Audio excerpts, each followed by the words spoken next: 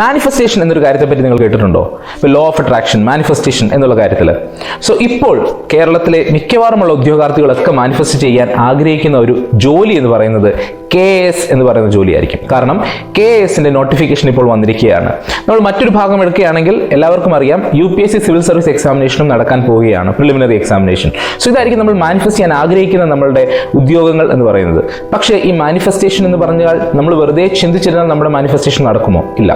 അതിന് കൺസിസ്റ്റന്റ് ആയിട്ടുള്ള ആക്ഷൻ നമ്മൾ എടുക്കേണ്ടതായിട്ടുണ്ട്. അതായത് എല്ലാ ദിവസവും നിങ്ങൾ എത്ര സമയം മാറ്റി വെക്കുന്നു എന്നുള്ളത് വളരെ ഇമ്പോർട്ടൻ്റ് ആണ്. അവിടെ ഞാൻ സമയം എന്ന് പറഞ്ഞതിൻ്റെ പ്രധാന ഉദ്ദേശം നിങ്ങൾ പഠിക്കുന്ന മണിക്കൂറുകളുടെ എണ്ണമല്ല, പക്ഷേ എല്ലാ ദിവസവും കൺസിസ്റ്റന്റ് ആയിട്ട് ഒരു നിശ്ചിത സമയം നിങ്ങൾക്ക് നിങ്ങളുടെ ഗോളിലേക്ക്, നിങ്ങളുടെ ആഗ്രഹത്തിലേക്ക്, നിങ്ങൾ ആഗ്രഹിക്കുന്ന ഒരു പ്രൊഫഷനിലേക്ക് മാറ്റിവെക്കാൻ സാധിക്കുന്നുണ്ട് എന്നുണ്ടെങ്കിൽ അതിന് നമുക്ക് കൺസിസ്റ്റന്റ് ആയിട്ടുള്ള ആക്ഷൻ ആയിട്ട് പറയാം.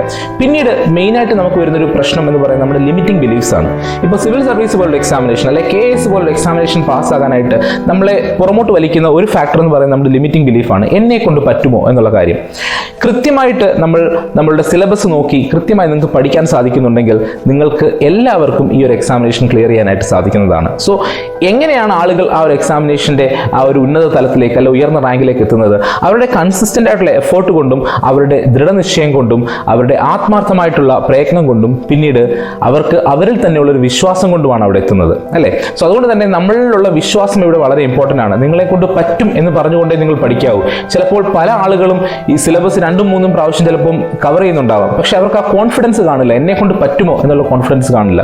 സോ ആദ്യം തന്നെ നമ്മൾ ഉണ്ടാക്കിയെടുക്കേണ്ടത് എന്നെ കൊണ്ട് പറ്റും എന്നുള്ള കാര്യമാണ്. അതുകൊണ്ട് തന്നെ നല്ല കാര്യങ്ങളെ പറ്റി ചിന്തിക്കുക. ഉറപ്പായിട്ടും നമുക്ക് ലിമിറ്റിംഗ് ബിലീഫ്സ് ഉണ്ടാവും, പക്ഷെ അതിനെ എത്രയും പെട്ടെന്ന് തന്നെ ഓവർകം ചെയ്യാനായിട്ട് ശ്രമിക്കുക. കാരണം ഇതുപോലുള്ള എക്സാമിനേഷൻ നമ്മൾ പ്രിപ്പയർ ചെയ്യുമ്പോൾ നമുക്ക് ഏറ്റവും ഇമ്പോർട്ടൻ്റ് ആയിട്ട് വേണ്ടതാണ് ആത്മവിശ്വാസം. ആ ആത്മവിശ്വാസം ഉണ്ടാക്കിയെടുക്കാനായിട്ട് നിങ്ങൾ ഓരോരുത്തരും പരിശ്രമിക്കേണ്ടതാണ്.